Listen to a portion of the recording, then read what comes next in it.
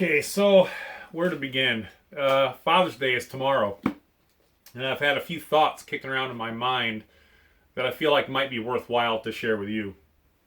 So it's not really scripted, but there is a verse that's coming to mind that I just want to read real quick out of the Bible. It's just a single verse.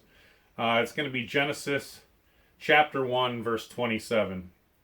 So God created man in his own image. In the image of God, he created him. Male and female, he created them.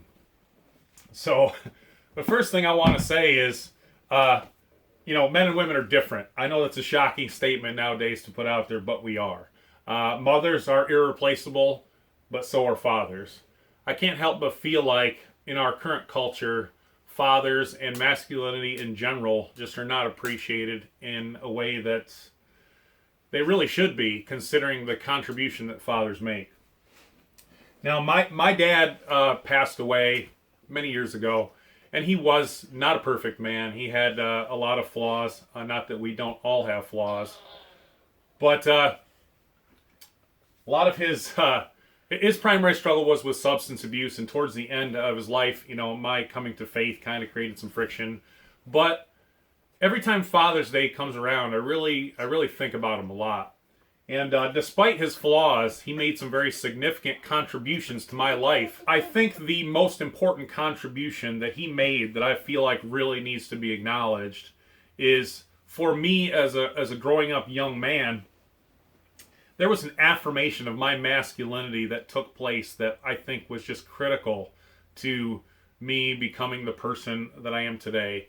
And, having that sense of your masculinity being affirmed by somebody that you really respect as a big, tough guy that you really love, and that was important to me. It was very important to me that my dad saw me as a man. So that transition from boy to man, and the acknowledgement of that transition from my father was critical. I don't know what kind of person I would be today had I not received that. And there are people out there that don't receive that, and that transition becomes much more difficult. And they seek other ways that might not be so healthy to get that sense of affirmation of their masculinity.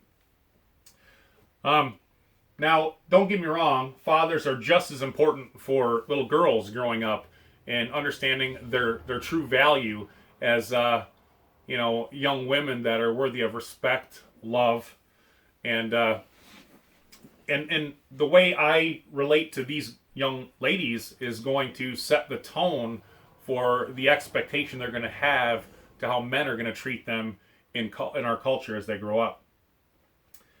I got to say, I am deeply concerned as I meditate on these things about the future of American culture in the way that we're portraying masculinity now as if it's bad.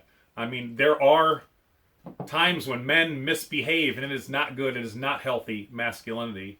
But at the same time, healthy masculinity is a very important part of our culture and keeping us safe and protected and prosperous. Not trying to discount the role that mothers and women play. It's critical as well. But you can't take one or the other out of the home and pretend that everything is going to be the same, because it's just not going to be.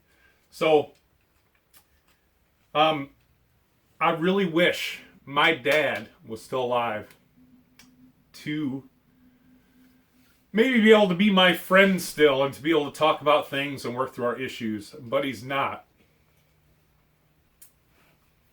If your dad is, even if he's imperfect, let him know you appreciate him. All right, I'll see you guys later.